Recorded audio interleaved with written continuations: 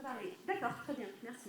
Alors bonjour à tous, je me présente, je m'appelle Mélanie Auriel, je suis enseignante d'anglais et actuellement je suis détachée auprès du conseil départemental du Morbihan comme chargée de mission aux usages numériques. Alors dans ce cadre, on m'a demandé de créer un jeu pour deux raisons. La première pour favoriser l'apprentissage de l'anglais et la deuxième raison pour que les enseignants utilisent les outils numériques que l'on déploie dans les collèges. Donc essentiellement, ces outils numériques sont des tablettes. Alors quand on m'a demandé ça, je me suis dit comment faire ça, comment faire simple, quel outil utiliser. Et tout de suite, j'ai pensé à ce formidable outil qui est Moodle. Donc avec Moodle, j'ai eu l'idée donc de créer ce jeu virtuel basé sur une plateforme 3.6 et qui porte sur la légende arthurienne. Le but, c'était la découverte de la véritable histoire du roi Arthur. Parce qu'il fallait motiver des élèves de 5e pour qu'ils jouent pendant toute l'année à ce jeu. Et donc voilà, comme c'était à leur programme, le but c'était de découvrir la véritable histoire de cette légende. Ils avaient 6 défis énigmes à relever tout au long de l'année. Et évidemment, l'objectif final, c'était de récupérer le Graal. Donc, comment ça fonctionnait? Dans les 6 premières sections que vous avez ici, ils devaient acquérir des notions à la fois grammaticales, lexicales, phonologiques, et ces notions étaient acquises à travers des exercices interactifs, des exercices autocorrectifs et des exercices collaboratifs. Dans cette section ici, ils devaient déposer le résultat de l'énigme que l'on allait corriger. Et enfin, dans la dernière section, ici, il y avait des activités beaucoup plus ludiques et des activités accès restreint, bien évidemment, pour que les élèves ne commencent pas directement par là. Que s'est-il passé cette année? Il y a 19 collèges qui ont participé, ce qui représente à peu près 60 classes de 5e, donc 1800 élèves en confrontation sur la découverte de la légende du roi Arthur. Donc ici, vous avez le lien pour vous connecter à la plateforme. Alors pour ludifier Moodle, je me suis dit quels sont les plugins que je vais pouvoir utiliser. Alors j'en ai utilisé essentiellement 5 dont je vais vous faire part. Le premier, c'est Embed Questions. Celui-ci va permettre d'améliorer l'expérience d'apprentissage. Je vous expliquerai tout à l'heure en quoi il consiste. Le deuxième, c'est Stash, que vous connaissez peut-être déjà, qui permet de récupérer des récompenses virtuelles. Le troisième, c'est le formidable plugin H5P avec tous les exercices autocorrectifs. Mais celui que j'ai essentiellement utilisé, c'est celui qui permet de créer des visites virtuelles avec une immersion culturelle. Donc voici ici un exemple sur la plateforme avec les 3 plugins conjugués, l'expérience virtuelle, la question directement dans la section et dans le feedback, on a la récompense. Plugin suivant qui a été développé par l'Académie de Versailles et que je trouve vraiment formidable, c'est celui-ci qui permet de créer une carte de progression. C'est-à-dire que dans les différentes sections, vos activités vont apparaître sous forme d'une carte de progression. Donc ça permet vraiment de ludifier les apprentissages. Et le dernier, c'est celui-ci, Ricochet Interactive, qui lui m'a permis d'intégrer un chatbot, c'est-à-dire un agent conversationnel, c'est-à-dire que les élèves vont pouvoir discuter avec le roi Arthur. Donc là, on fait appel à de l'intelligence artificielle, et je vous expliquerai comment le faire, vous allez voir, c'est extrêmement simple. On programme en amont les questions, et à ce moment-là, les élèves vont devoir répondre. J'ai utilisé 2 astuces supplémentaires que je vais vous montrer.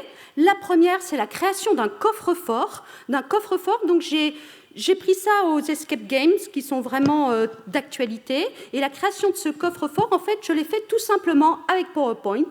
Et je l'ai rendu lisible directement dans la page. Et j'ai créé aussi un digicode. Pour rentrer dans le château de Winchester, il y a un digicode. Alors, c'est un anachronisme, je suis tout à fait d'accord avec vous, mais ça a beaucoup plu aux élèves. Et dernier point, alors voilà, le digicode, on verra tout à l'heure comment faire pour créer cela. Et ensuite, Conception de jeux interactifs avec un site en ligne que vous connaissez peut-être, mais qui est vraiment très bien fait, Genially, qui va permettre de créer des jeux de plateau, mais des jeux de plateau intégrables, numériques et intégrables dans Moodle. Alors, commençons par le premier plugin qui améliore l'expérience d'apprentissage. C'est un plugin qui vous permet d'afficher les questions de votre banque de questions directement dans la section. Donc l'intérêt évident, c'est d'améliorer l'expérience d'apprentissage en réduisant le nombre de clics. Un exemple, si vous avez créé un test dans Moodle de manière classique, premier clic, faire le test. Deuxième clic, on rentre sa réponse, terminer le test. Troisième clic, tout envoyé et terminé. Quatrième clic, tout envoyé et terminé, je confirme. Et enfin, j'ai ma réponse.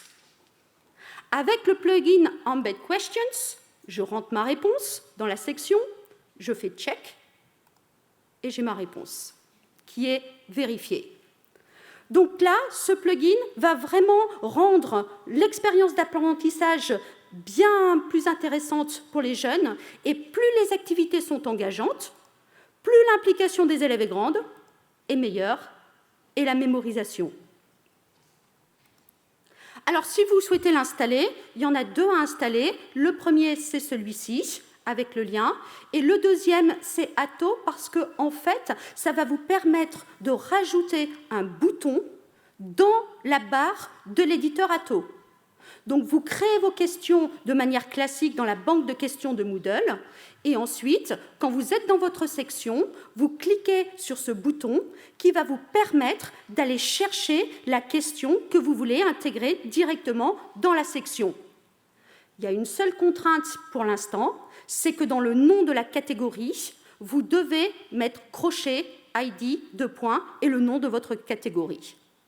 C'est la seule contrainte pour que votre question apparaisse ici dans le menu déroulant pour être intégrée directement dans la page.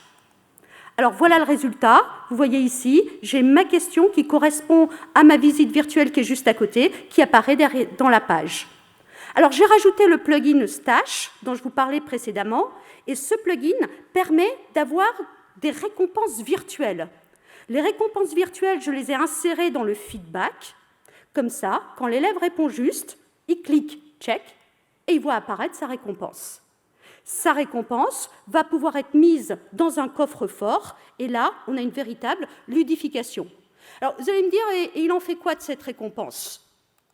Avec Stash, on va pouvoir faire trois choses. On va pouvoir donc avoir cette récompense dans le feedback, et cette récompense, au bout de 3 pièces d'or, par exemple, ça peut donner lieu à l'obtention d'un badge, ou ça peut donner lieu à l'obtention d'une note. On peut également mettre ces différentes récompenses virtuelles un petit peu partout, en fait, dans le cours, et ça oblige l'élève à explorer l'ensemble du cours pour pouvoir collecter ces indices ou collecter ces objets.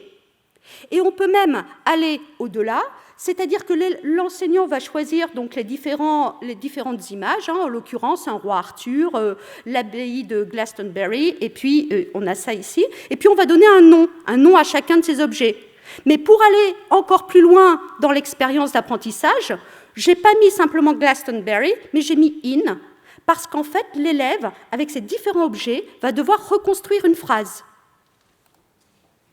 Pour celui-ci, on a was buried, il nous manquait simplement le sujet, et quand on clique ici, on a le nom du roi Arthur.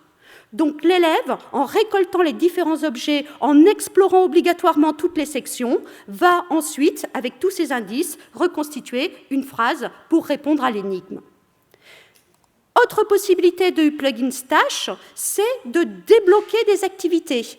C'est-à-dire que quand vous avez, par exemple, récupéré 3 chevaliers, vous allez pouvoir faire une activité qui est en accès restreint. Vous voyez ici, par exemple, les mots croisés ne sont pas disponibles tant qu'on n'a pas obtenu, là, en l'occurrence, 2 épées. Alors pourquoi ? Parce que quand vous avez des activités ludiques, que font les élèves ? Tout de suite, ils se disent « Ah on va commencer par les mots croisés ». Or, le but du jeu, c'est qu'ils acquièrent des connaissances et que ces connaissances soient réinvesties dans les mots croisés. D'où l'accès restreint. L'accès restreint par ce biais-là avec les objets récompenses virtuelles que l'on trouve dans le cours. Donc, pour créer ces mots croisés, je profite pour vous dire qu'il y a le plugin Game qui existe et qui va permettre de créer des pendus, des millionnaires, etc. et des mots croisés. On active l'accès restreint et on voit ici que ce n'est pas par un achèvement d'activité, mais vraiment par l'obtention d'objets. Alors, si vous voulez installer ce plugin, ce qu'il faut savoir, c'est qu'il y a 3 éléments à installer. Celui-ci, et avant, il y avait Stash Snippets, maintenant, c'est Stash Shortcodes. Alors, quand on veut ludifier, d'autres astuces à vous donner, mais que vous connaissez peut-être déjà, c'est de mettre un mot de passe sur vos quiz. Ça peut être une possibilité. C'est très simple à faire. En fait, c'est dans les paramètres de l'activité. Vous avez ici à rentrer le mot de passe.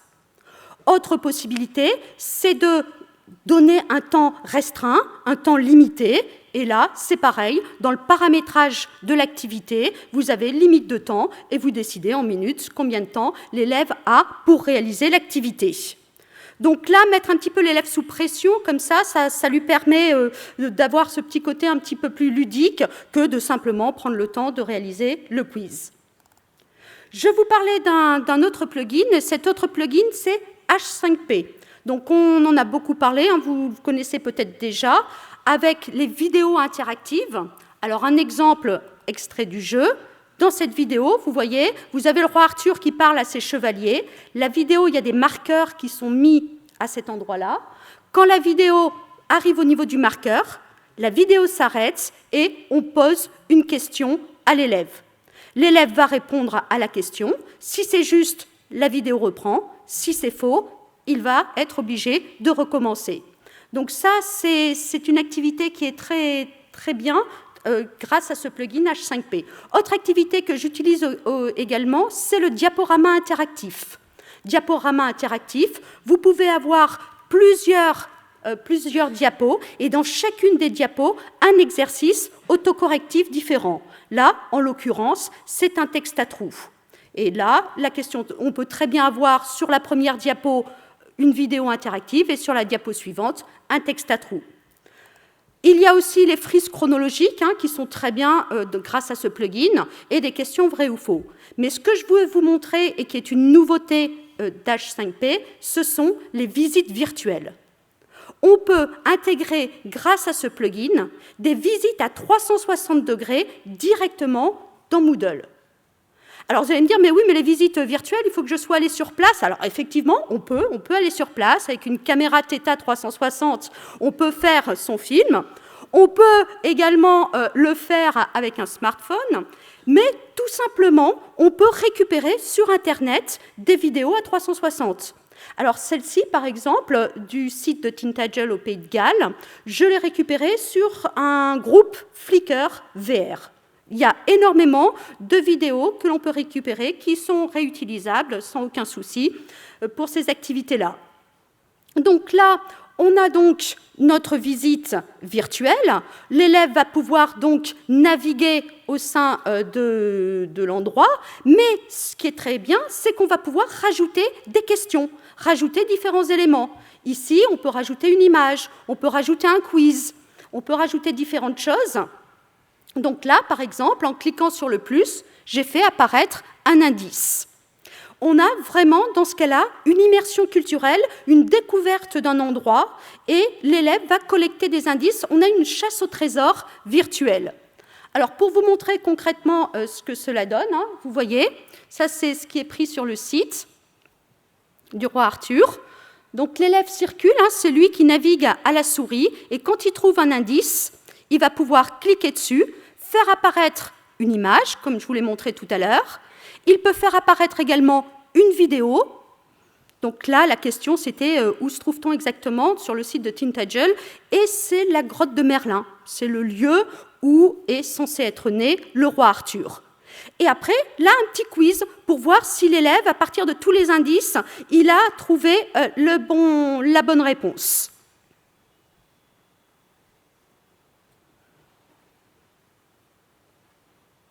Donc voilà, on peut vraiment très bien naviguer. Alors, une autre nouveauté de H5P, c'est le scénario conditionnel.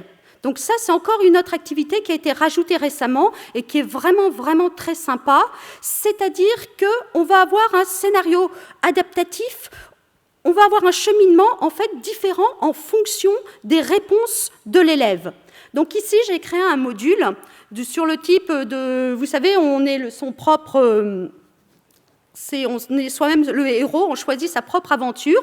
Et là, l'élève est transporté dans le passé au temps du roi Arthur et il faut qu'il devienne chevalier de la table ronde. Il va commencer écuyer, évidemment, et puis, au fil des missions qu'il va remplir, il deviendra chevalier de la table ronde. Donc voilà comment ça se présente sur H5P. Vous avez vos différentes missions et à partir de là, vous avez différentes solutions qui vont s'offrir en fonction des réponses des élèves. Donc les élèves pouvaient faire les missions dans l'ordre qu'ils souhaitaient. Ils avaient une mission, pour vous donner un exemple, on leur posait la question suivante, un peu comme dans les Monty Python. Pourquoi la table ronde est-elle ronde? Il y a quelqu'un qui le sait, peut-être même sans avoir fait le jeu. Oui? Ah bah bravo. Effectivement, c'était ça la bonne réponse.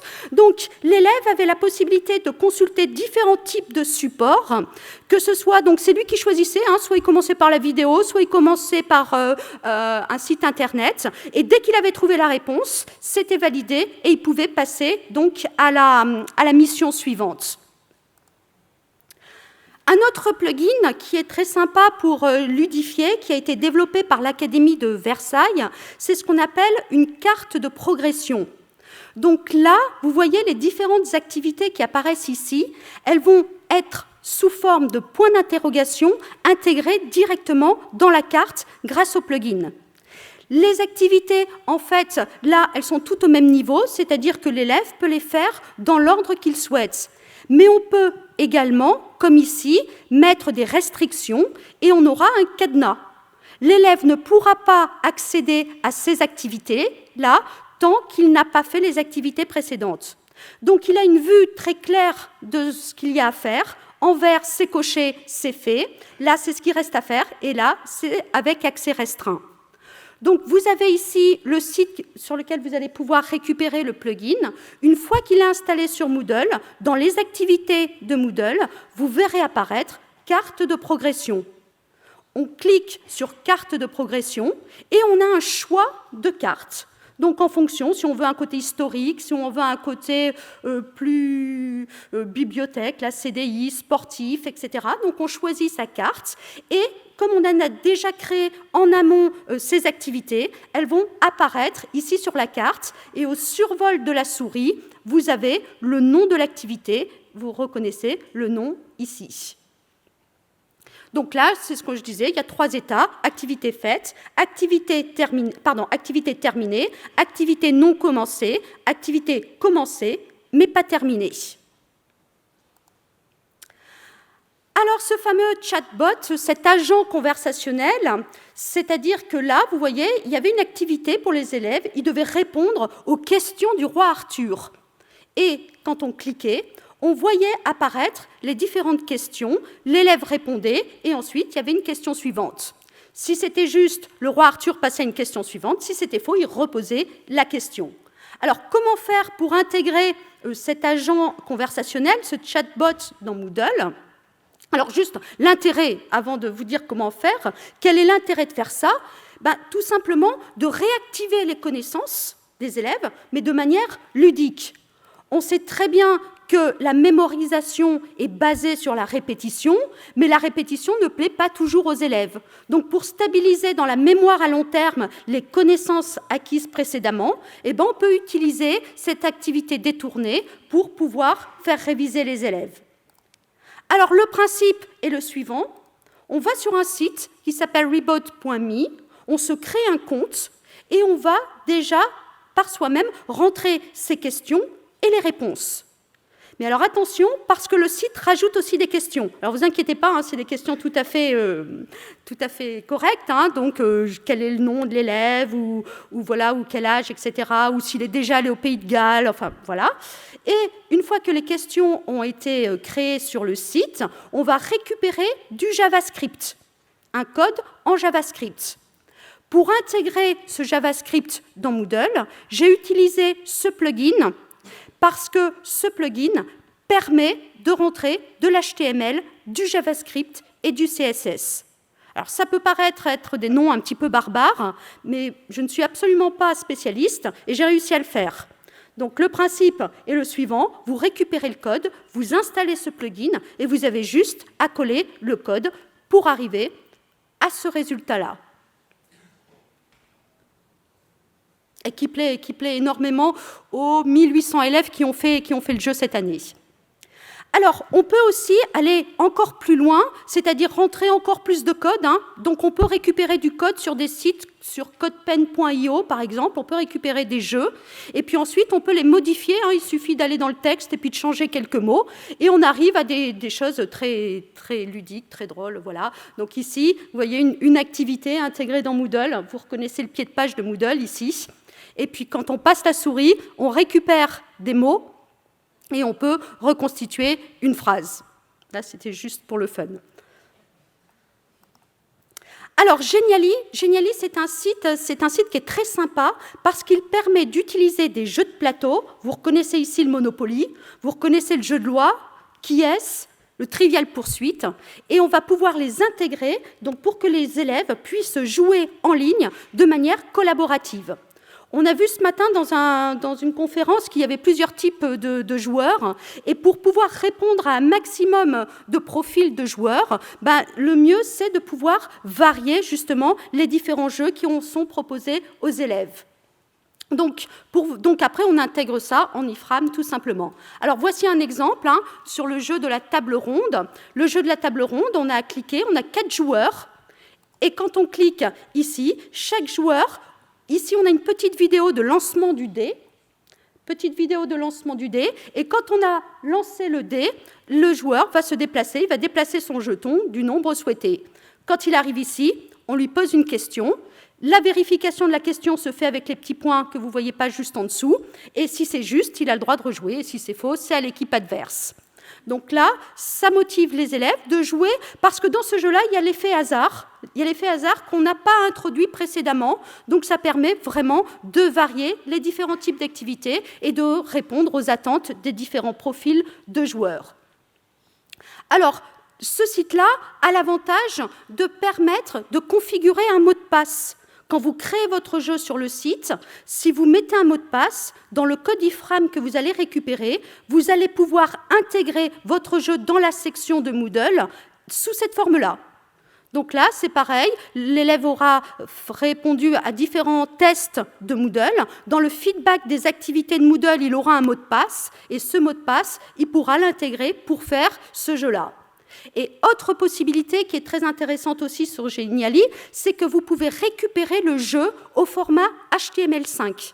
Vous pouvez récupérer le jeu, donc vous obtenez un .zip, vous allez pouvoir ensuite l'intégrer dans Moodle, et si vous l'intégrez sous forme d'activité, vous avez la possibilité aussi de mettre un accès restreint. Alors, on passe maintenant rapidement au digicode. J'en ai pour 2 minutes. Ouais. 2 minutes. Alors, le digicode, voilà, ça vous allez voir, c'est une activité aussi qui est très sympa, parce que c'est basé sur le diaporama. Les deux choses qui ont été créées ici, vous voyez, ce sont des diaporamas créés avec PowerPoint, mais qui sont lisibles directement sur la page de cours. Donc, on n'a pas besoin de les télécharger. Donc ça, c'est l'avantage. On n'essaie pas de voir s'ils ont le logiciel ou pas chez eux, puisque ça marche directement sur la page de cours. Alors, pour le digicode, comment est-ce que j'ai fait pour faire en sorte que quand je clique ici sur le digicode qui me permet de rentrer dans le château de Winchester, où se trouve la table ronde, comment j'ai fait ça ? Tout simplement, je vais vous le montrer. Juste le digicode, est-ce que quelqu'un a une idée du code ? Oui, voilà, très bien. En fait, le code se trouvait tout simplement ici, mais très peu d'élèves lisent les consignes. Donc là, c'est une façon très simple, on va dire, de les obliger à lire les consignes.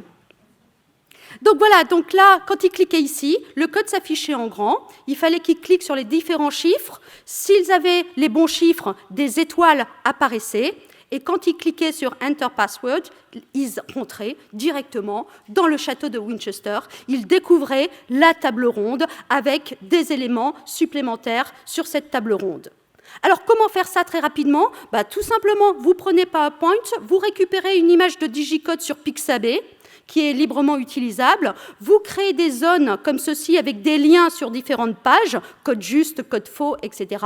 Mais si vous ne voulez pas vous embêter, ce diaporama digicode existe tout fait à cet endroit-là, sur un site en fait qui est excellent, un site d'escape game. Vous avez juste à le récupérer, installer l'extension iSpring Free 7 pour que quand vous ouvrez le diaporama récupéré dans PowerPoint, vous avez ici, on voit apparaître donc l'extension. Donc après, on enregistre son diaporama, on le publie en HTML5 et on l'intègre en fichier zip directement dans Moodle. Alors, pour faire très simple, une fois qu'on a le lien, si on veut qu'il apparaisse directement dans la page, on le met en iframe. Dernière chose, c'est que si vous faites ça, vous voyez que le lecteur apparaît. Et l'élève un petit peu malin, parce que ça existe, il va cliquer directement ici sur le lecteur, et pour le décourager, il suffit de lui dire « Non, non, tu ne triches pas, tu reviens en arrière ». Ça, c'est une possibilité. Sinon, si vous ne voulez pas que le lecteur apparaisse, tout simplement, vous utilisez iSpring Converter. Et là, il y a la possibilité dans les réglages de ne pas utiliser de lecteur. Donc ça, c'est encore mieux, parce que là, l'élève ne peut que cliquer là où il a la main, c'est-à-dire sur le digicode. Seule limite, c'est que vous avez 14 jours seulement pour l'utiliser. Enfin, 14 jours de création, parce qu'après, ça marche tout le temps, mais vous avez ce petit logo-là en version gratuite. Et voilà.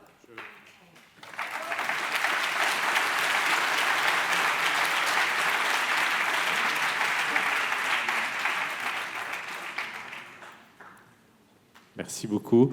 On va avoir le temps peut-être de prendre juste une question parce qu'il y a la photo de groupe qui est prévue à 15h30 en bas, donc avec tout le monde.